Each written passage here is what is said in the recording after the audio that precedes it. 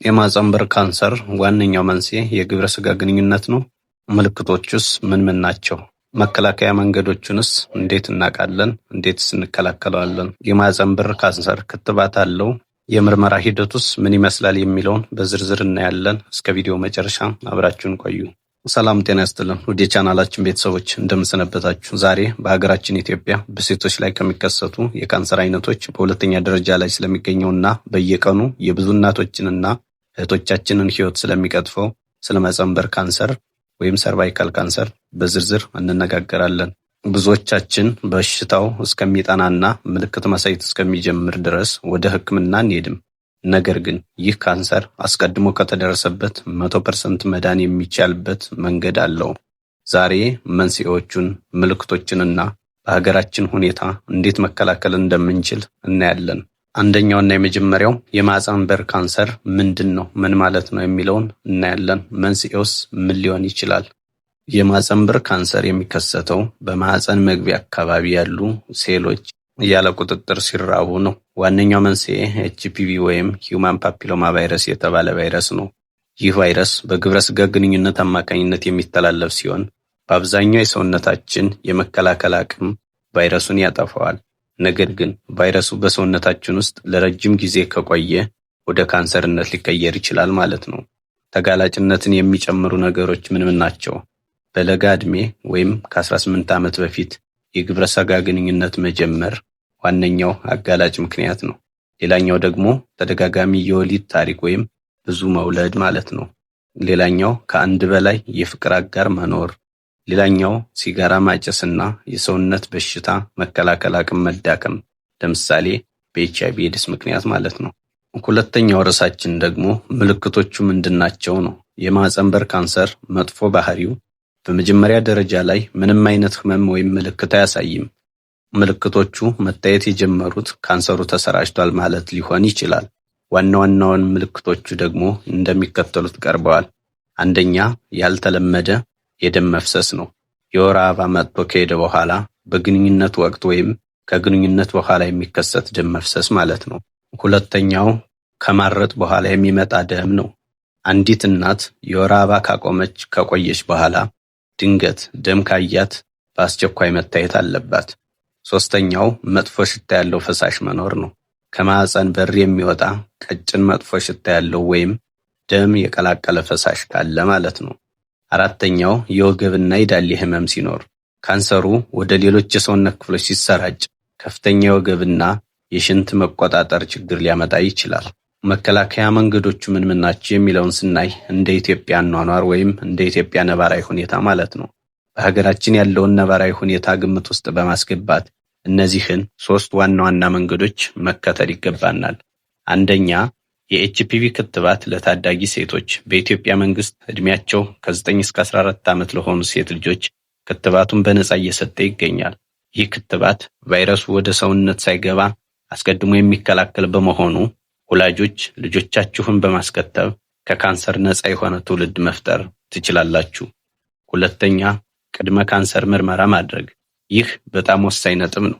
ማንኛውም የግብረ ስጋ ግንኙነት የጀመረች ሴት በተለይ ከ30 እስከ 49 ዓመት ያሉ ምንም ምልክት ባይሰማቸውም ቪአይኤ የተባለውን ቀላል ምርመራ በየጤና ጣቢያው ማድረግ አለባት ማለት ነው። ይህ ምርመራ ካንሰር ከመሆኑ በፊት ያሉ አጠራጣሪ ሴሎችን ለመለየት ይረዳል። ብዙ እናቶችና እህቶች ስለ ምርመራው ሂደት ግልጽ መረጃ ስለሌላቸው በመፍራት ሳይመረመሩ ይቀራሉ። ነገር ግን ምርመራው በጣም ቀላል፣ ፈጣንና ህመም የሌለው ነው። በኢትዮጵያ በጤና ጣቢያዎች በስፋት የሚሰጠው ቪአይኤ ወይም ቪዥዋል ኢንስፔክሽን ዊዝ አሴቲክ አሲድ ይባላል። ሂደቱን ደግሞ የምርመራ ሂደቱን እንደሚከተለው ዝርዝር አድርጌ አቅርቤዋለሁ። በደንብ በመረዳት በቀላሉ እንደሚገኝና እናንተም በየጤና ጣቢያው በመሄድ ምርመራ ማድረግ የምትችሉ መሆኑንና ራሳችሁን ማወቅ የምትችሉ መሆኑን ለመግለጽ ወዳለሁ። ወደ ምርመራ ሂደቱ እንሂድ። አንደኛ፣ ቅድመ ዝግጅት ወይም ከምርመራው በፊት። ምርመራውን ለማድረግ የወር አበባ ላይ መሆን የለብሽም።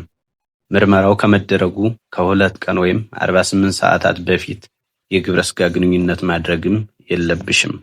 ምንም አይነት የፍርሃት ስሜት ሊሰማሽ አይገባም። ባለሙያዎቹ ሂደቱን በዝርዝር ያስረዱሻል። ሁለተኛ፣ የምርመራው ሂደት በክሊኒክ ውስጥ ምርመራው በአጠቃላይ ከ5 እስከ 10 ደቂቃ ብቻ ነው የሚወስደው። አቀማመጥ እንደ ማንኛውም የማህፀን ምርመራ አልጋ ላይ ትተኛለሽ። ሁለተኛው፣ መሳሪያ መጠቀም የጤና ባለሙያው ስፔኩለም የተባለ ትንሽ መሳሪያ በመጠቀም የማህፀን በርን በግልጽ እንዲታይ ያደርጋል ማለት ነው። ሌላኛው፣ ፈሳሹን መቀባት ባለሙያው ጥጥ በመጠቀም አሴቲክ አሲድ ወይም የሆምጣጤ ዘር በማህፀን በር ላይ ይቀባል። ይህ ፈሳሽ ምንም አይነት ህመም የለውም። ምናልባት ትንሽ የማቃጠል ስሜት ሊኖረው ይችላል። መመልከት ለአንድ ደቂቃ ያህል ከቆየ በኋላ ባለሙያው በብርሃን ይመለከታል። ሶስተኛው፣ ውጤቱን መረዳት ነው። የዚህ ምርመራ ልዩ ባህሪ ውጤቱ በዛው ቅጽበት መታወቁ ነው። ውጤቱ ኔጌቲቭ ከሆነ የማህፀን በርሽ ጤናማ ነው ማለት ነው። እንደየእድሜሽ በየ3 ወይም በየ5 ዓመቱ እንድትመለሽ ይነግርሻል። ውጤቱ ፖዚቲቭ ከሆነ ይህ ማለት ካንሰር አለብሽ ማለት አይደለም። ነገር ግን ካንሰር ሊሆኑ የሚችሉ አጠራጣሪ ሴሎች ታይተዋል ማለት ነው። አራተኛ፣ ታይቶ መታከም ሲ ኤንድ ትሪት ይለዋል። በኢትዮጵያ የጤና ስርዓት አጠራጣሪ ምልክት ከታየ በዛው ቀን መታከም ይቻላል። ይህም በሁለት መንገድ ይከናወናል። አንደኛው ክራዮቴራፒ ይባላል። በጣም ቀዝቃዛ በሆነ ጋዝ አጠራጣሪ ሴሎችን የማቀዝቀዝና የማጥፋት ዘዴ ነው። ሁለተኛው ቴርሞኮአጉሌሽን ይባላል።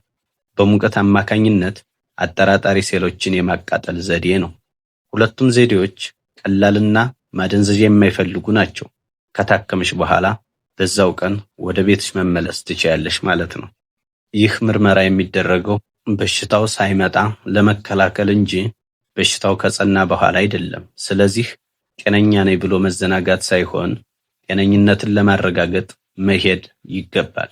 ምርመራው አይጎዳም፣ አጭር ደቂቃ ብቻ ነው የሚወስደው። የመጨረሻው ርዕሳችን ደግሞ እንደ ኢትዮጵያ የአኗኗር ዘይቤያችን መለወጥ ማለት ነው። ቅድመ ለመከላከል ታማኝነት ነው የመጀመሪያው።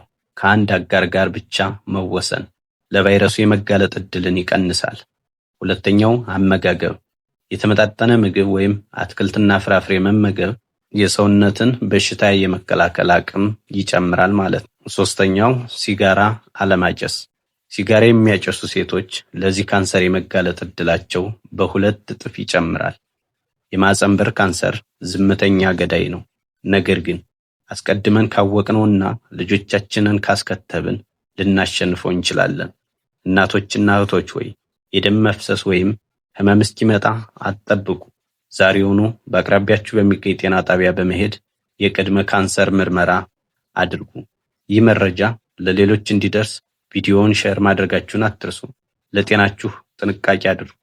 መልካም ጊዜ።